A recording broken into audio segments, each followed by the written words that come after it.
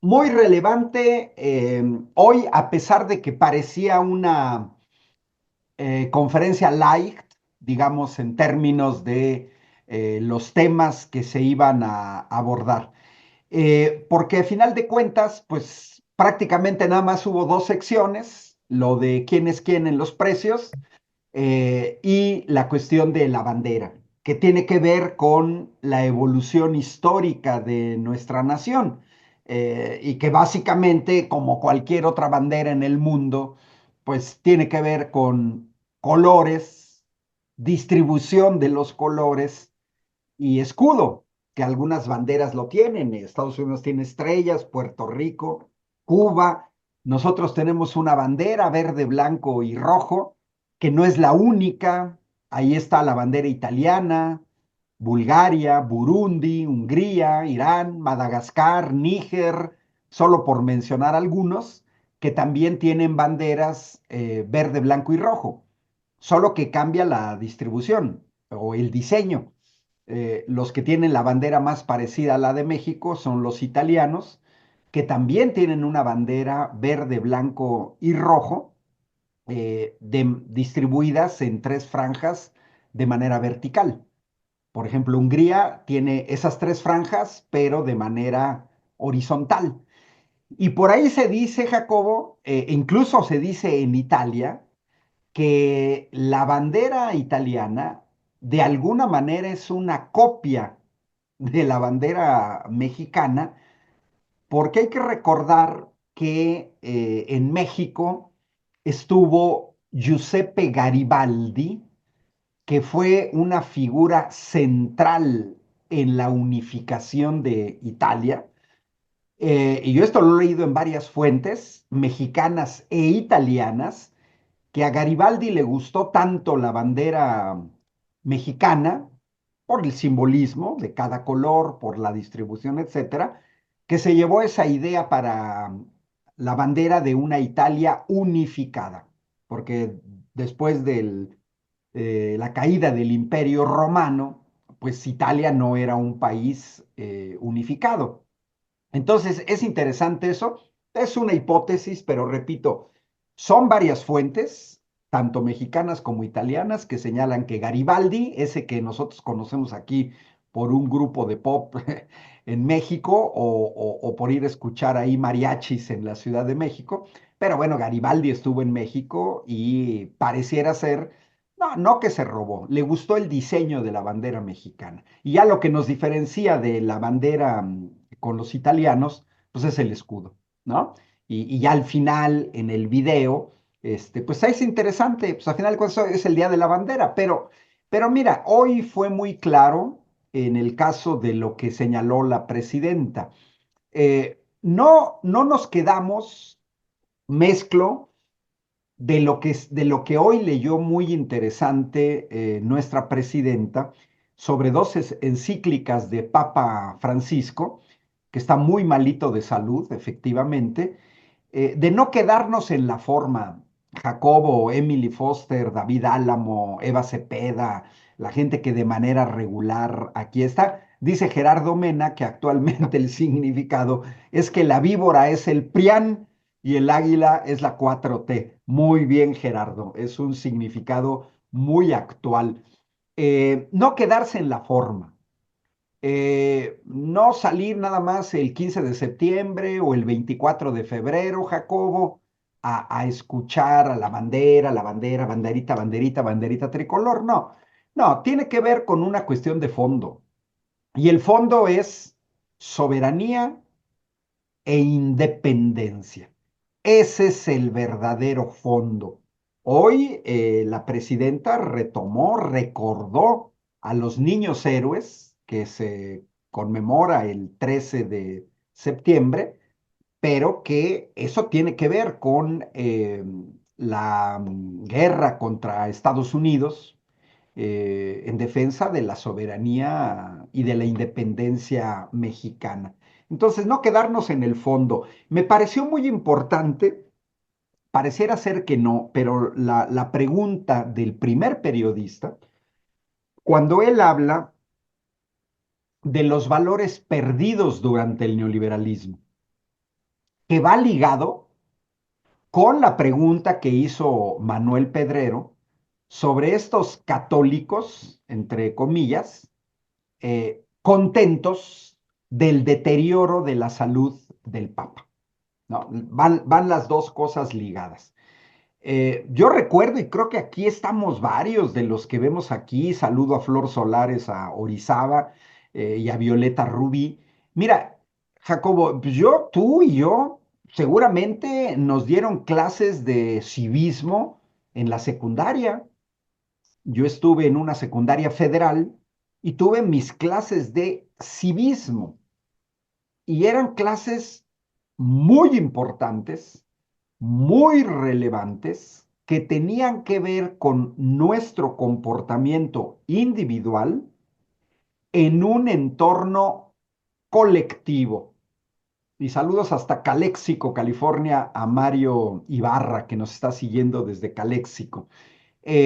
Esta posición en el mundo, el civismo es ese, no estás tú solo, aislado, en un bosque, en un desierto, no, estás tú en una sociedad, tú en una sociedad. El civismo, nuestras maestras, nuestros maestros, dependiendo quién nos dio clase de civismo, era básico, porque en un entorno colectivo, como es un grupo de la secundaria, pues nos decían cómo te tienes que comportar en colectivo. Íbamos desde cosas muy simples, como no tirar basura en las calles, ¿no? Este, dice Balbina Bonilla, a ella le tocó en la primaria historia, civismo, lengua natural, claro que sí. Ajá. Y dice Carlota Márquez que por eso lo quitaron los neoliberales, sí.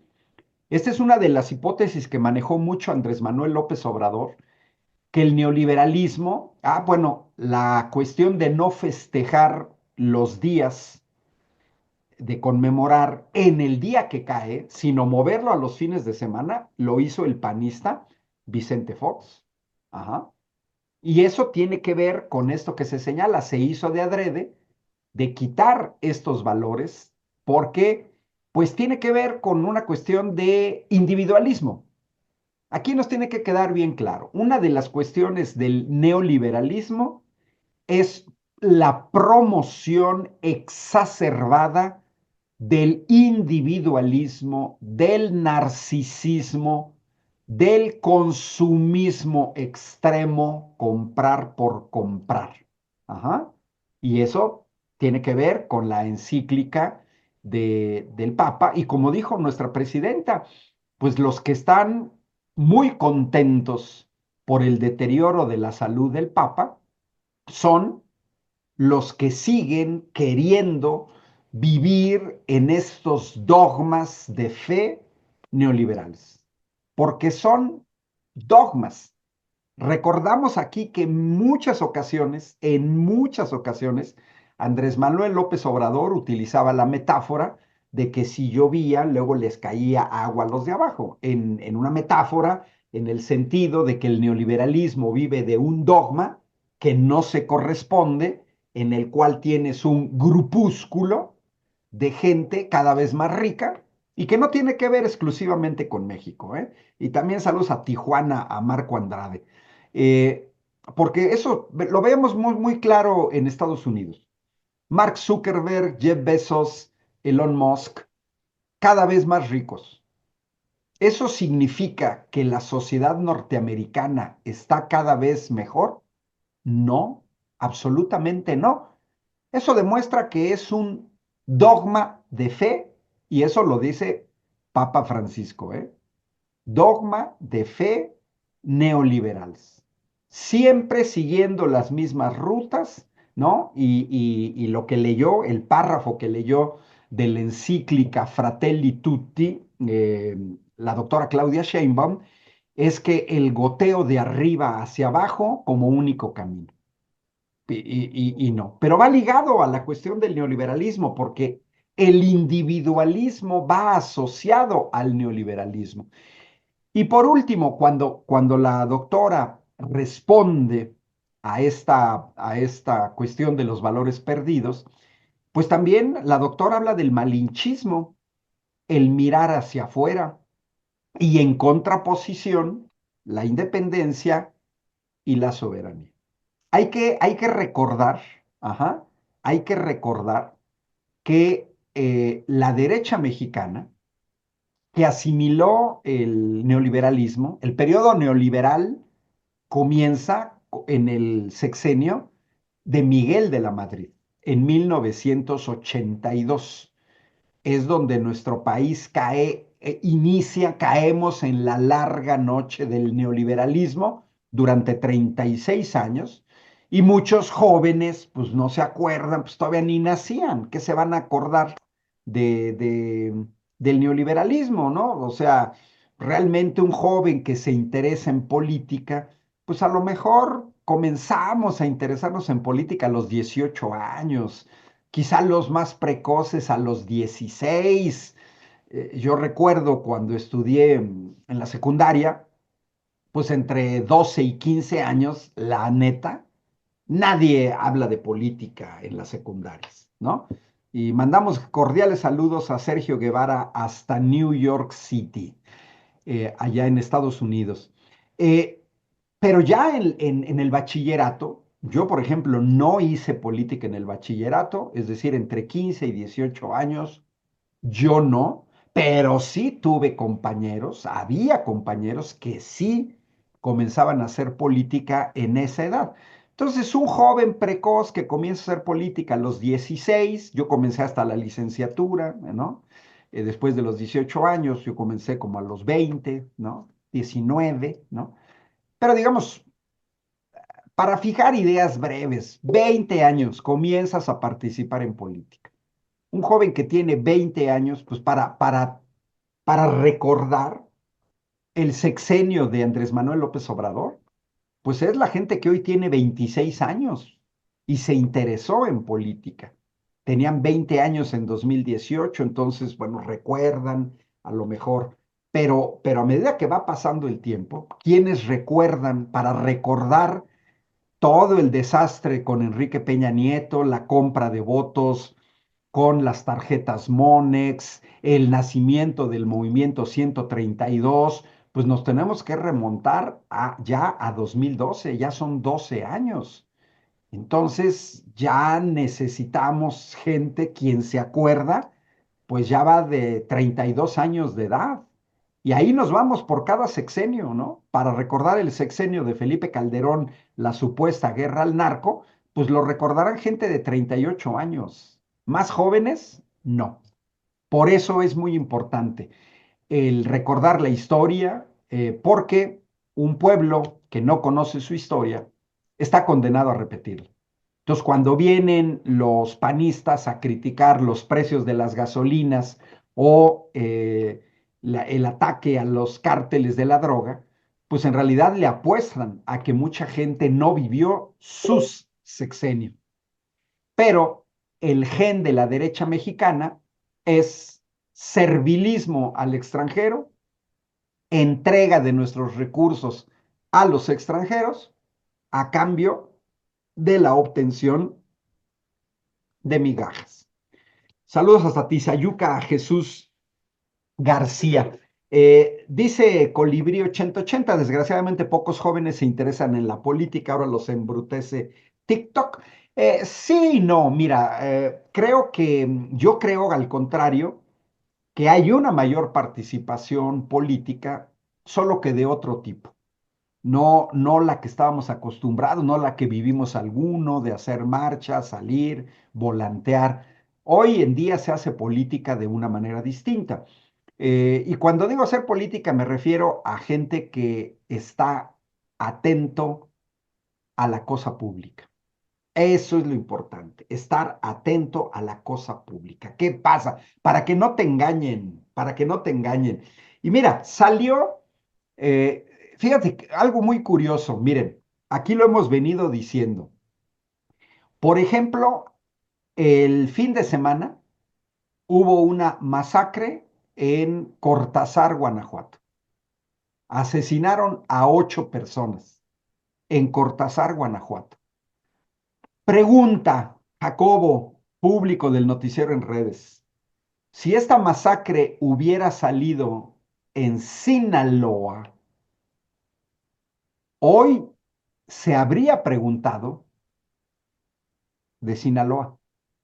Y fíjense qué curioso, o sea, hay esta masacre en Guanajuato y hoy nadie preguntó por esta masacre en Cortázar, Guanajuato. Nadie. Y es lo que nosotros hemos venido señalando. Guanajuato, el estado más violento del país, gobernado durante 30 años por el panismo, no lo toca ni con el pétalo de una rosa.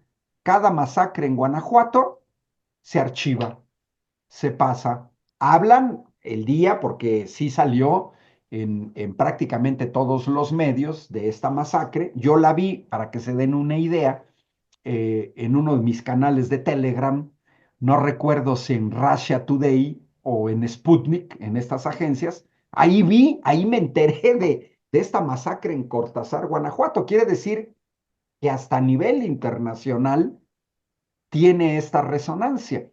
Sin embargo, sin embargo, no dicen nada.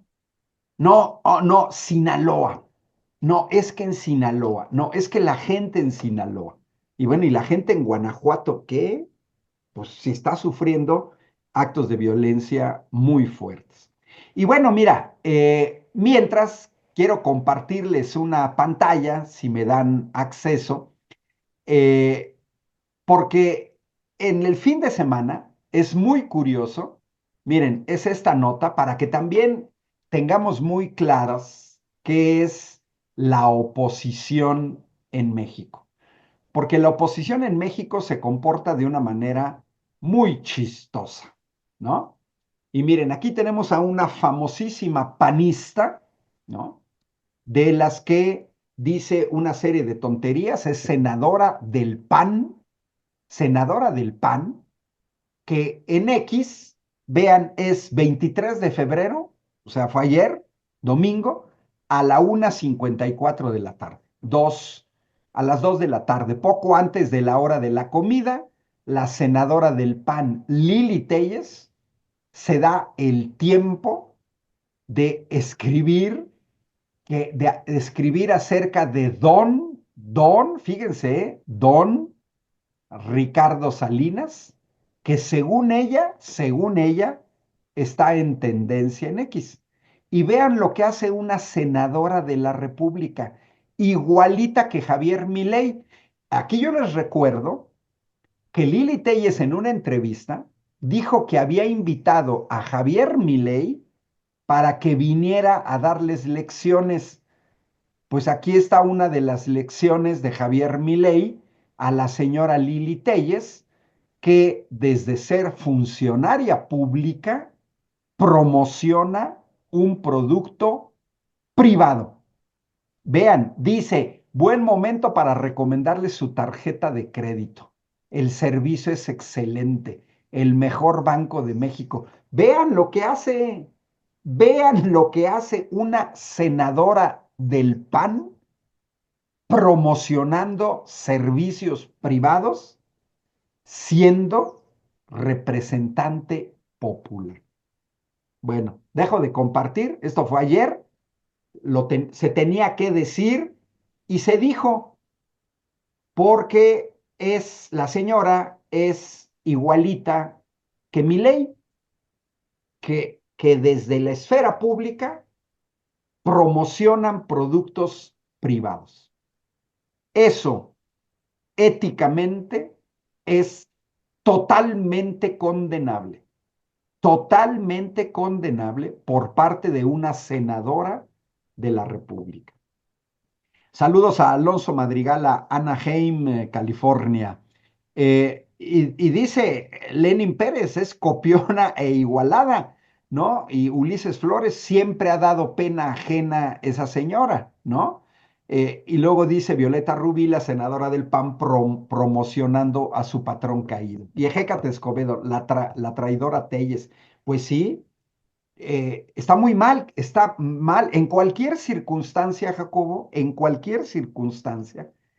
está muy mal que una senadora de la República promocione eh, productos privados, porque ella es senadora todos los días, incluso el domingo. Ella es senadora 365 días al año. No puede andar promocionando productos comerciales.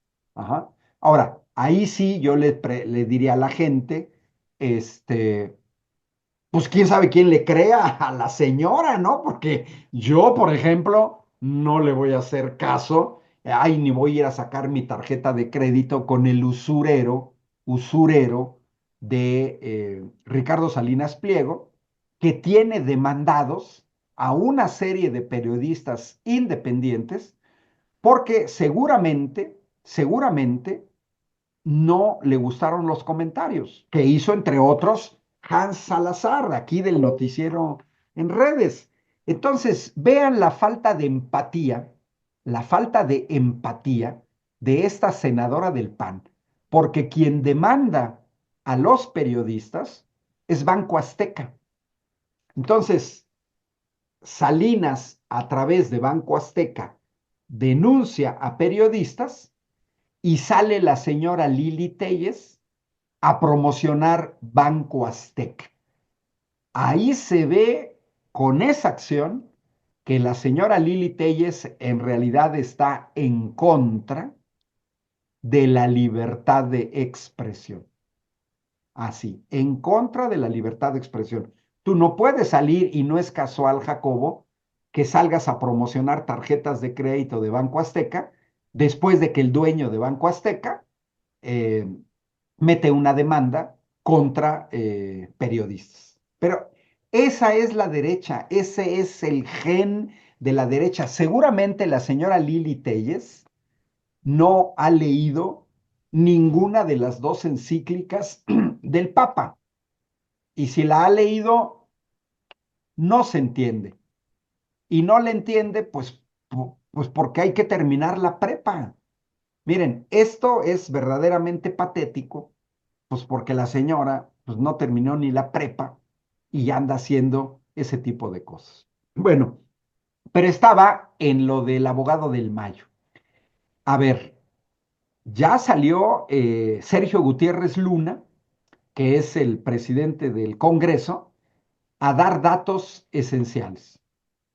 Fue una diputada del PAN la que promovió que le dieran un premio a ese abogado. Fíjense nada más, ¿eh?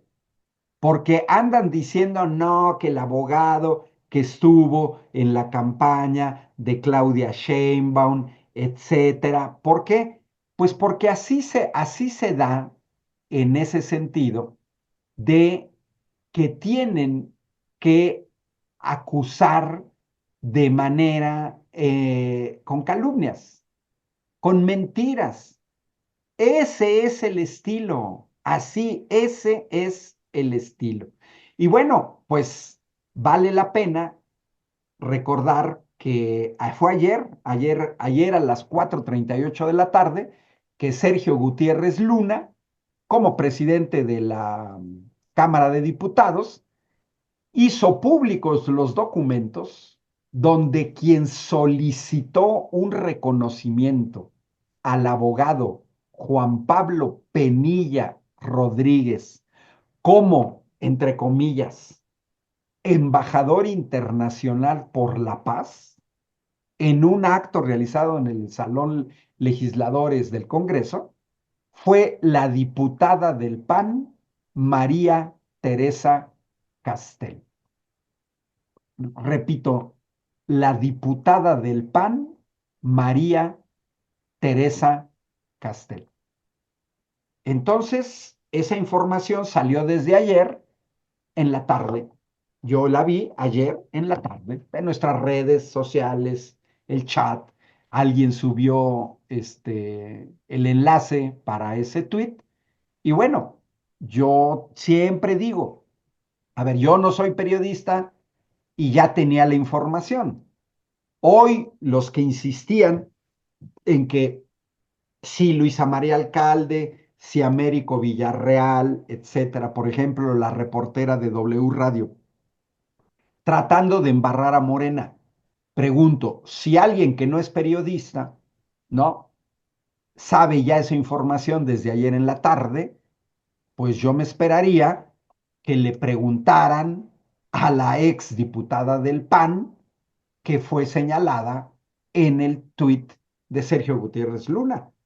Yo me esperaría que preguntaran a la diputada del PAN, María Teresa Castel, cuál es su vínculo con el abogado Juan Pablo Penilla Rodríguez y que no le anden preguntando a Luisa María Alcalde, ¿no? O América Villarreal. Pues si ahí tienen información clara desde ayer en la tarde y si hoy en la mañanera voy a ir a preguntar sobre ese abogado, pues yo tendría ya que haber hecho la tarea de investigar o de contactar a esta diputada panista. Así es, Ernestina Franco. Dice desde Tuxpan, Jalisco, no nos van a callar. Ajá. Y sí, dice Diana Mar, pues que mínimo termine la prepa, la señora Lili Telles. Pues sí, ajá, ajá, exacto. Ujú. Y bueno, David Álamo recuerda que Sergio Gutiérrez Luna de Minatitlán en campaña contra Rocío Nale. Bueno, pero Rocío Nale ganó y es la gobernadora de Veracruz. Entonces, muy interesante esto, Jacobo, porque desnuda a estos periodistas que no tienen la información, que se quedan con la primera. De hecho, fue muy chistoso cuando una reportera, siempre sobre la carta del Mayo, le dice a la presidenta, todos lo escuchamos, los que seguimos la transmisión en vivo, ¿no? Más de los que estamos ahorita, que son casi 20,000 siguiendo esta transmisión en vivo. Porque le dice a la presidenta Jacobo, le aconsejan no ceder a chantajes. Pregunta, ¿quiénes le aconsejan? La reportera no dio ni un solo nombre. Ahora, imagínense que quiénes le aconsejan. Yo pregunté, a ver, ¿quiénes? ¿Por qué no da los nombres? Chumel, aquel que dijo compren dólares, Riva Payaso, Chayotero, Beatriz Pajés, priista, Alasraqui, Denise Dresser, Héctor Aguilar Camín, Krause. Esos son los que le aconsejan a la presidente no ceder a chantajes. A mí me parece que no pueden andar diciendo, analistas dicen, se dice, le aconsejan. A ver, ¿se dice quién? ¿Quién se dice? Por ejemplo, lo de que Estados Unidos quiere que México le ponga aranceles a productos chinos. Se dice. ¿Quién lo dice? Un funcionario norteamericano, un funcionario mexicano, lo puso mi tía panista en un chat, lo dijo un amigo de la primaria. O sea, ¿quién dice? Yo creo que se tiene que hacer un esfuerzo de, en las preguntas, ser más concretos también para que todos entendamos. Y qué bueno hoy que Manuel Pedrero de Reporteros MX señaló que quien comenzó con querer embarrar a Morena con este abogado fue la señora Cascabel Hernández, que ella fue la que comenzó, la escritora de libros de ficción. Sí, como dice Héctor, ella se dio cuenta. Cascabel Hernández, esta señora que escribe libros de ficción, que tiene una serie de libros donde no hay ninguna prueba y que ahora está obsesionada con el querer ligar por fuerza a los gobiernos de Morena con el narco, cuando ella, si es periodista de investigación, como dice, si es periodista de investigación, pues debería de saber perfectamente que México tuvo dos narcogobiernos con Vicente Fox y con Felipe Calderón, y que muchos de los personajes que estuvieron ligas con el narco Genaro García Luna siguen vivitos y coleando. Así es que la señora, pues debería de poner atención en esa situación. Pero bueno, ahí está la señora Cascabel Hernández con sus libros de ficción, que sus fuentes dicen. José de Lara escribe una de las hipótesis que ya he leído en muchos lados, que la señora Cascabel es agente de la DEA o que la DEA la utiliza para filtrar información, pero ni siquiera la DEA, ¿eh? Ni siquiera la DEA un, algún agente de la DEA. Y tiene razón Marisela Sánchez, en Atypical TV alteraron el himno nacional. Creo que fue la señora Laura Zapata, y eso efectivamente es un delito. Entonces, como dijo la presidenta, ni chantajes ni amenazas. Lo que dicen las leyes. Porque dice, imagínense, lo que dice la presidenta es elemental, es elemental. Ni modo que una política pública, ni modo que una política pública se construya con base en lo que diga un periódico. Eso es imposible, porque un periódico puede decir una cosa y otro periódico puede decir otra. Por ejemplo, Reforma puede proponer un tipo de política y la jornada la política totalmente contraria. Y entonces, ¿a quién se le va a hacer caso? ¿A Reforma o a la jornada? La revista Proceso, que ya cada vez más chafa, propone, ¿no? Le aconsejan a la presidenta. Pero también está la magnífica revista Contralínea, con una posición totalmente distinta. ¿A quién se le va a hacer caso? ¿A Proceso? ¿A Contralínea? Es una soberana tontería que la presidenta eh, construya una política pública con base en lo que diga un periódico. Magnífica la respuesta de la presidenta, porque además, miren, ni siquiera es un periódico.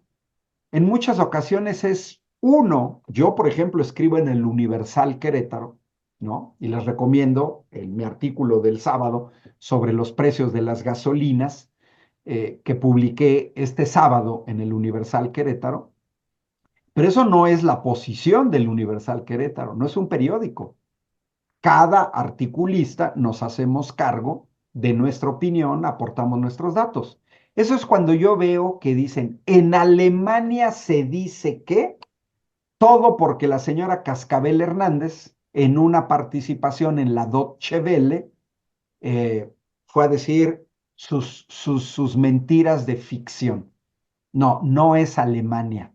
Tampoco es que en Alemania se dice, no. Es que la Deutsche Welle dice, no, tampoco es la Deutsche Welle. Es Cascabel Hernández en un espacio que tiene en la Deutsche Welle. Por seriedad se debería decir eso. Por seriedad incluso para gente como yo, que sigo noticieros de la Deutsche Welle, ¿no? Así, de la Deutsche Welle. Y yo les sugiero también, pues, que los vean, porque hoy incluso se dijo una mentira de un reportero, el último, se equivocó, porque dijo que ganó la ultraderecha en Alemania. No, no es cierto. No, no ganó la ultraderecha en Alemania. La ultraderecha en Alemania está agrupada en el partido AfD, que es el acrónimo de Alternativa por Alemania, el acrónimo en alemán, ¿no? No, no ganó, sacó un 20%. Quien ganó fue la derecha, pero no la ultraderecha. Quien ganó fue la CSU, la CDU, que son conservadores, es el partido de Angela Merkel, pero no es la ultraderecha. Y además ya estaba cantado el trabajo de Olaf Scholz en Alemania como primer ministro por parte de la socialdemocracia alemana, fue pésimo. Creo que es el pésimo canciller de los socialdemócratas que han tenido en Alemania. Entonces estaba más que cantado. Ya se sabía que iba a ganar la derecha en Alemania, ya se sabía. Nada más es cuestión de saber los porcentajes. Pero a diferencia de México, allá en Alemania, la CSU, CDU, que es una coalición, obtuvieron el 29%. Con eso no gobiernan. Están obligados a hacer coaliciones. Y en Alemania, después de las elecciones, se tardan en hacer ahí. Y dice Hugo Ríos que ganó la derecha ultra. Pues sí, ándale, a lo mejor me gusta más lo que dice Hugo Ríos, pero lo que es la ultraderecha, no, no ganó. Creció, sí. Duplicó los votos, sí, el 20%.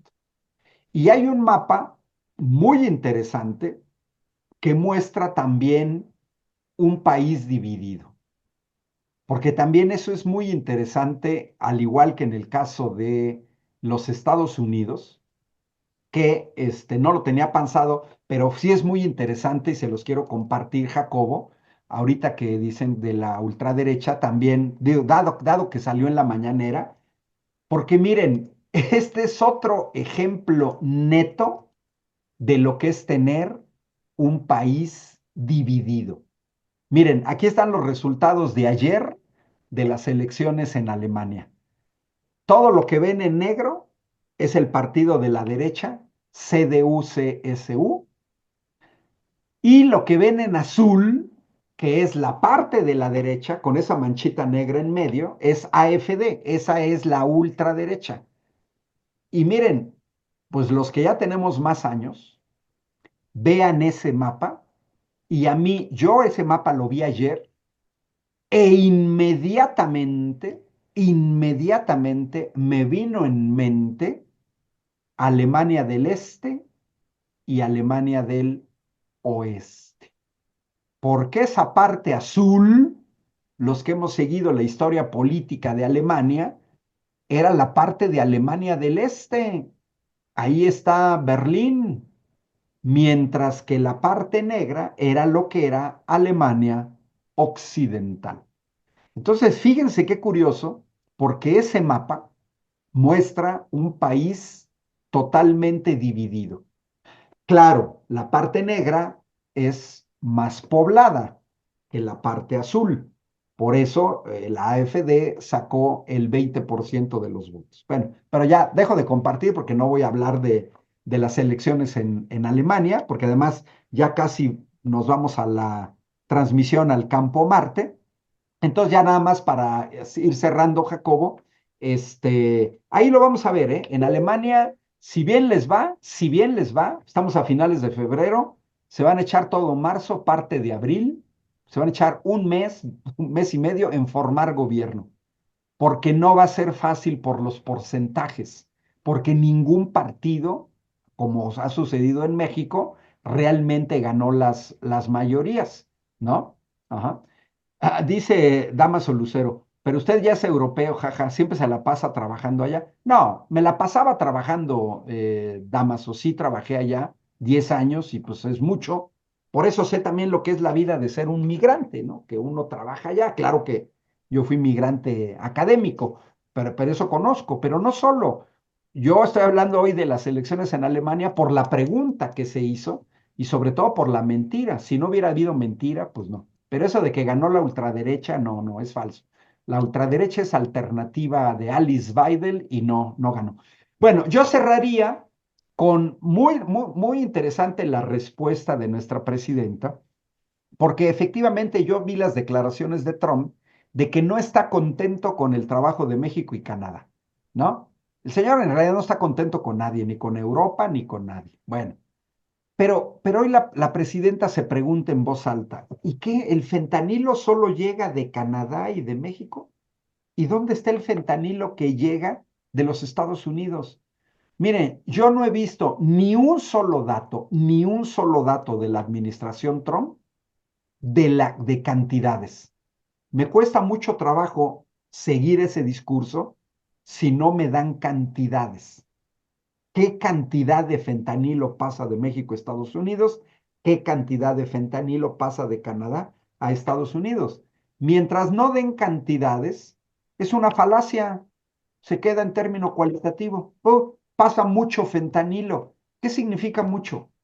2 gramos, 3 miligramos, 1 kilo, 4 toneladas, etcétera. Muy buena la respuesta, y como ya son 9:58 y ahí quiere irse al campo o Marte, Jacobo, pues aquí le dejamos. Dice Armando Ramírez que Trump no está contento ni con él mismo. Exacto, así es. Vamos a esperar, ya se acerca el final del plazo, los equipos siguen trabajando. Mis redes sociales, Jacobo, Ángel Valderas, en YouTube, en Facebook, en X, en Blue Sky, y les recomiendo que si le quieren echar una vista al Universal Querétaro de esta semana, les echo un recordatorio al PAN de los precios de las gasolinas, y se las voy a estar recordando a cada rato a los panistas, lo de los precios de las gasolinas. Un abrazo, Jacobo, y ¡Qué pues cátedra! ¡Qué vámonos a ver, cátedra! No, vámonos pero a... déjeme primero agradecerle a usted la cátedra, agradecerle de verdad todo su apoyo, profesor Ángel Valderas. ¿Dónde lo podemos seguir? ¿Nos puede recordar, por favor? Sí, mira, Ángel Valderas, y estoy compartiendo una última pantalla, Jacobo. Mira, el crecimiento de apoyo a la presidenta del 74 al 80% entre noviembre de 2024 y febrero de 2025. O sea, La, más que los bots y los troles, etcétera. Ángel Valderas en mis redes, en YouTube, en Facebook, en X y en Blue Sky.